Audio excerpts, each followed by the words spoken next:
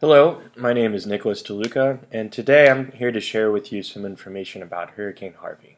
We'll talk about damages and charitable solutions and the impact that this tumultuous event has shed on our nation as a whole. I'd like to start by asking if any of you in the audience know anyone that's been impacted by Hurricane Harvey. The chances are very high that you do. According to the United States Census Bureau, an estimated 21,967,957 individual people have been impacted by this natural disaster. I'd also like to ask if any of you have ever been or heard of Burning Man Art Festival. While the two are seemingly unrelated, a strange but courageous series of events has brought the two of them together. It all comes down to people thinking outside of the box. It all comes down to a bike. Let's start with the Burning Man. Burning Man is an arts festival that's been going on since June 22nd, 1986. You've likely heard of it from the news from this past year, where a burner decided to take his own life. Outside of that, Burning Man is a place where people go looking to experiment with a number of different things.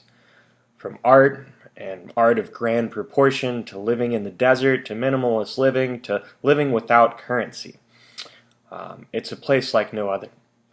As I mentioned, physical currency, like the American dollar, isn't accepted anywhere at the festival. People exchange goods and trade belongings to make it by during their time there. From clothes to food, quite literally anything and everything goes. Burners, attendees of Burning Man, are encouraged to bring extra, but leave nothing behind. As the festival is in the middle of the desert, using bicycles is the primary means of transportation. With the festival spanning many, many miles, people modify their bikes to fit the art theme of the festival. While organizers of Burning Man know this, they have made it a point to have several thousand bikes for nearly all 70,000 attendees. Now I'd like to talk to you more about hurricane damages. Let's talk about means of transportation. Kelley Blue Book, an authority in the automotive world, estimated that nearly 500,000 vehicles were damaged just by Hurricane Harvey. In the same article, KBB estimates that those cars to be worth somewhere between 3 and 5 billion, with the B, billion dollars, US. Many people aren't in the position to just go out and buy new cars. And that's a really tough number to wrap your head around, especially when you're one of those people that have lost one of those 500,000 cars. In an article published by Forbes in January 2016, nearly two-thirds or 63% of the American population don't have enough savings to cover a $500 emergency.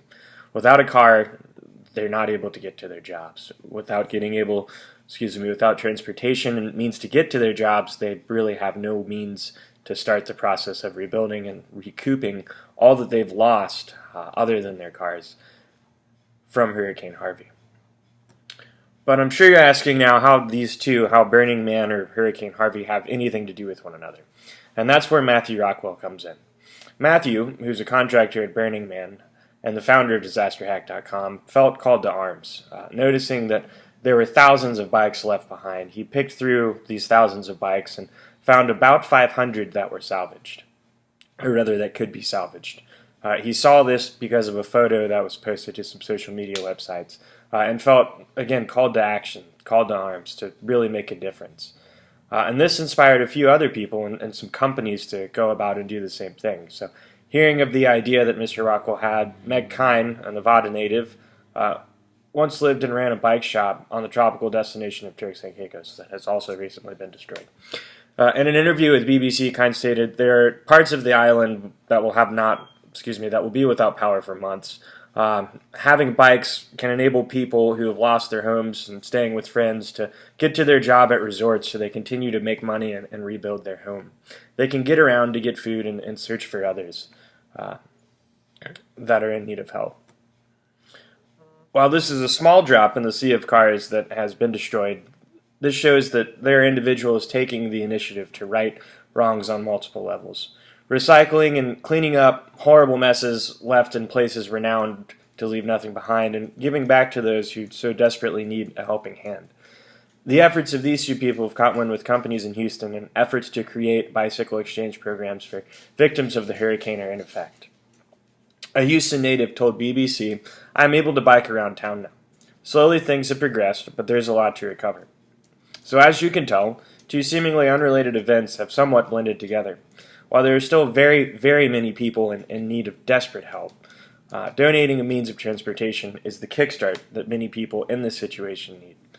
There are always a number of ways to give back, so the next time you see or hear of someone in need, be proactive and think, how can I make a difference, and how exactly can I give back?